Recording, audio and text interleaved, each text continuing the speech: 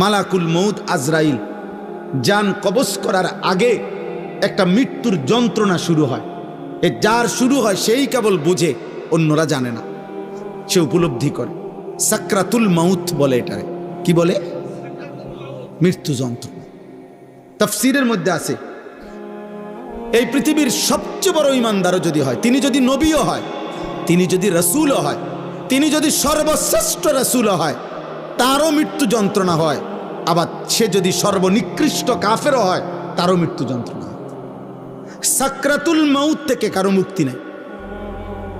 মৃত্যু যন্ত্রণা নবীরও হয়েছে, উম্মতেরও হয়। মৃত্যু যন্ত্রণা খুদ আমাদের নবী সাল্লাল্লাহু আলাইহি সাল্লামেরও হয়েছিল। মৃত্যু যন্ত্রণা পৃথিবীর নিকৃষ্ট কাফেরদেরও হয়েছে। কিন্তু উভয়ের মৃত্যু যন্ত্রণার মধ্যে পার্থক্য আছে, অনুভূতির মধ্যে পার্থক্য আছে। সেটা পরে বলতেছি, আগে এই কথাটা প্রথম প্রমাণ বুঝাইতেছি আর কি, যে মৃত্যুর পূর্ব মুহূর্তে সাকরাতুল মাউত, এটার মুখোমুখি হইতে হবে প্রত্যেককে, ইমানদারকেও নাফরমানকেও। হাদিসের মধ্যে আছে, আম্মা জান আয়েশা রাদিয়াল্লাহু তাআলা আনহা, নবীজির বিবি, নবী সাল্লাল্লাহু আলাইহি সাল্লাম উনার বুকে মাথা রাখা অবস্থায় ইন্তেকাল করছেন। তো নবীজি সাল্লাল্লাহু আলাইহি সাল্লামের ইন্তেকালের পূর্ব মুহূর্তে হযরত আয়েশা রাদিয়াল্লাহু তাআলা আনহা বলেন, আল্লাহর নবী সাল্লাল্লাহু আলাইহি সাল্লামের কপাল মোবারক বারবার ভিজে ছিল, ঘামে ভিজে যাচ্ছিল। আমি এক বাটি পানি আইনা দিছি পাশে, আমি নবীকে দেখলাম বারবার তিনি ডান হাত মুবারক ওই বাটির পানির মধ্যে ভিজাইতেছেন আর কপাল মুছতেছেন ঘাম, ইন্তেকালের পূর্ব মুহূর্তে। আর নবীজি বলতেছিলেন, তখন দোয়া করতেছিলেন, আল্লাহুম্মা আইন্নি আলা সাকারাতিল মাউত, আয় মাওলা, মৃত্যু যন্ত্রণার এই মুহূর্তে আপনি আমারে সাহায্য করেন। আল্লাহুম্মা হাফিন আলাইয়া সাকারাতিল মাউত। এরপরে নবী বলছে, আল্লাহ আমার মৃত্যু যন্ত্রণা সহজ করে দেন। এরপরে নবী বলছে, লা ইলাহা ইল্লাল্লাহ, আয় মাওলা আপনি ছাড়া আর কোনো ইলাহা নাই। এরপরে বলছে, ইন্না লিল মাউতে সাকারাত, মাওলা মৃত্যুর বড় যন্ত্রণা। আমি বুঝতেছিলাম, আমার মনে হয় তিনি তো মাসুম নবী, তিনি তো নিষ্পাপ নবী, তিনি তো মাহবুব আল্লাহ তাআলার। তো তিনি যেন বলতেছেন, আল্লাহ মৃত্যুর বড় যন্ত্রণা। তার মানে তিনি বলতেছেন, মাওলা আমার কাছে যদি মৃত্যুর যন্ত্রণা এমন মনে হয়, হায় মাওলা আমার গুনাহগার উম্মতের কি হবে তাইলে মৃত্যু, আমার নাফরমান উম্মতের মৃত্যু যন্ত্রণা তাইলে কি হবে। এরপরে 5 নম্বর শব্দ হলো, নবী এরপরে বলতেছিলেন, বালির রফিক আল আলা, এই মুমিনের মৃত্যু যন্ত্রণা হলেই বালির রফিক আল আলা। হাদিসের ব্যাখ্যার মধ্যে আছে, অর্থাৎ হইল এগুলো যখন বলতেছেন নবীজি, তো আর মালাকুল মউত আজরাইল আসছেন, আল্লাহ নবী সাল্লাল্লাহু আলাইহি সাল্লামকে বলতেছিলেন, বন্ধু আপনার মালিক জানতে চাইছে আর কিছুদিন থাকবেন কিনা নাকি যাবেন। আল্লাহ নবী বারবার বলতেছিলেন, বাল আর রফিক আল আলা, না না মালাকুল মউত আজরাইল, আমি বরং আমার বন্ধুর সান্নিধ্যই চাই, আমি আমার পরম বন্ধুর কাছেই যেতে চাই। এ কথাটাই তাফসিরে আছে। হাদিসের ব্যাখ্যার মধ্যে আছে, কোন ইমানদার, কোন মুমিন, কোন মুত্তাকিরও মৃত্যু যন্ত্রণা হয়। মৃত্যুর যন্ত্রণা যেটা, এটা হয় ওনার কষ্ট যেটা, এটা হয়। কিন্তু মুমিনের মৃত্যু যন্ত্রণা শুরু হলে তার দিল খুশিতে আনন্দে উৎফুল্ল হয় যে হায় আমার বন্ধুর মোলাকাতের সময় হয়ে গেছে।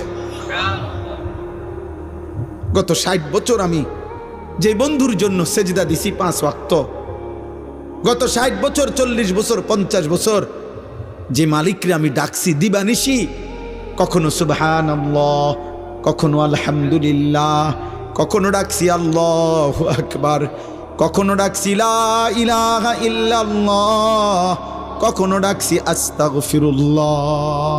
এভাবে বারবার বারবার সকালে দুপুরে সন্ধ্যায় বিকালে দাঁড়িয়ে বসে শুয়ে হাঁটতে চলতে উঠতে বসতে যেই বন্ধুকে ডেকেছি, মৃত্যুর যন্ত্রণা শুরু হলেই মোমেন বলতে থাকে, এবার বুঝি আমার বন্ধুর মোলাকাতের সময় হয়ে গেছে। সুবহান আল মাউতু জিসরুন অথবা জাসরুন ইউসিলুল হাবিব ইলাল হাবিব। কিতাবের মধ্যে আছে, ইমাম কুরতুবী রাহমাতুল্লাহ আলাইহির কিতাব আত-তাযকিরা, ওই কিতাবে আছে মৃত্যু হলো একটা ফুলের মতো, মুমিনের মৃত্যু একটা ব্রিজের মতো, মুমিনের মৃত্যু একটা সাঁকো পোলের মতো, যেই পোলের এই পারে এক বন্ধু, এই বন্ধুর নাম হলো মুমিন, আর ওই পারে আরেকটা বন্ধু, ওই বন্ধুর নাম আল্লাহ।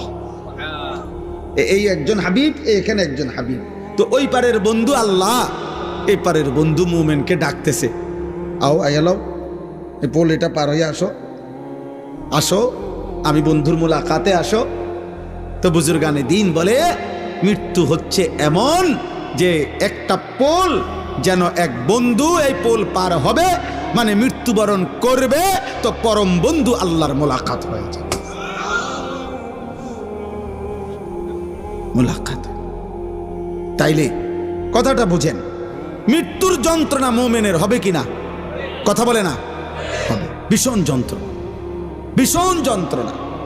কিন্তু মুমিন এতে করে যত যন্ত্রণাই হোক সে তৃপ্তি পাবে। কোনটা? কেন? আমার আল্লাহর সাথে কি হয়েছে? সাক্ষাতের সময় হয়েছে। কিন্তু মৃত্যুর যন্ত্রণা হবে। আচ্ছা, মুমিনের মৃত্যু যন্ত্রণা কেমন? আরেকটা উদাহরণ দেই।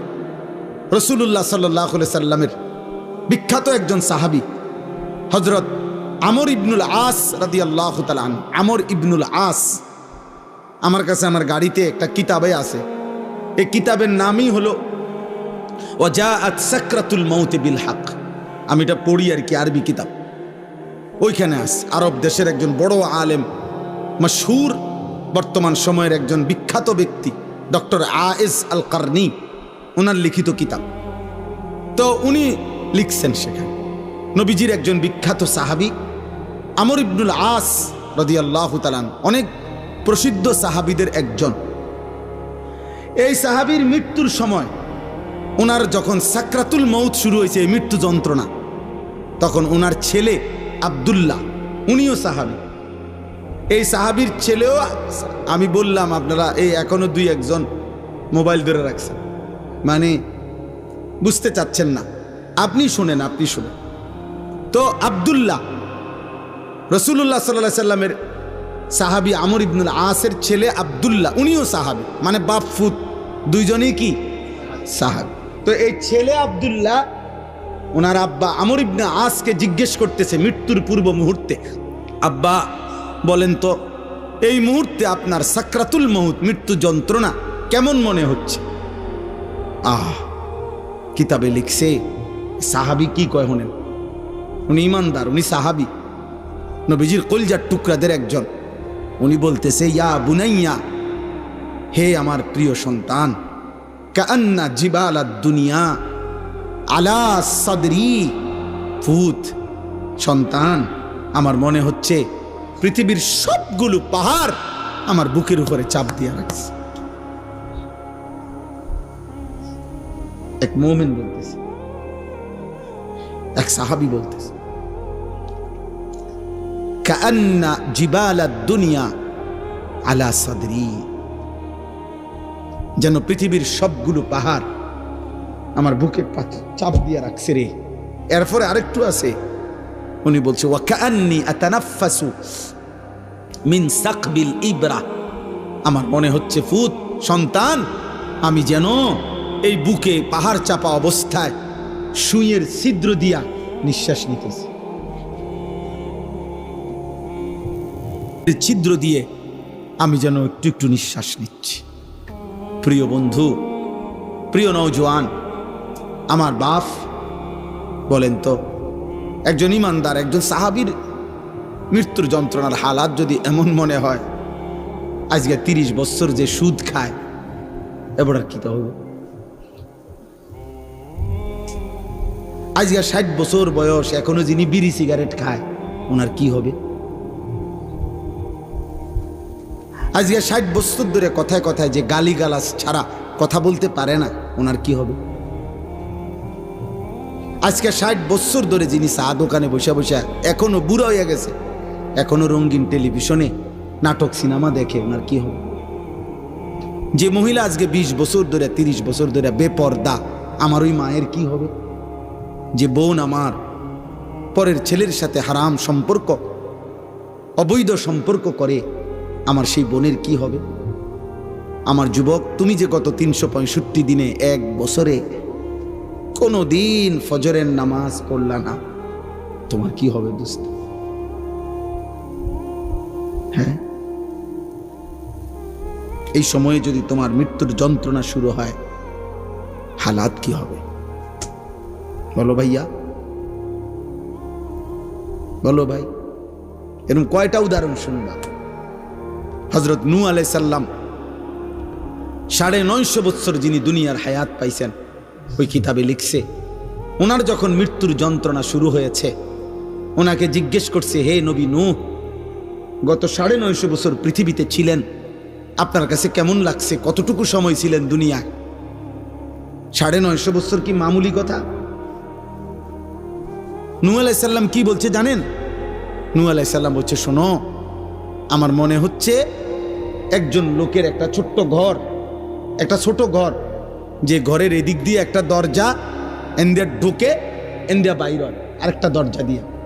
উনি বলেন এই দরজা দিয়ে ঢুকে এই দরজা দিয়ে বাইর হইয়া মাঝখানে ঘরের এই জায়গাটুকু পার হইতে যে কদ্দুর সময়, উনি বলেন আল্লাহর কসম, মৃত্যু যন্ত্রণার এই মুহূর্তে গত 950 বছর আমার কাছে এমন মনে।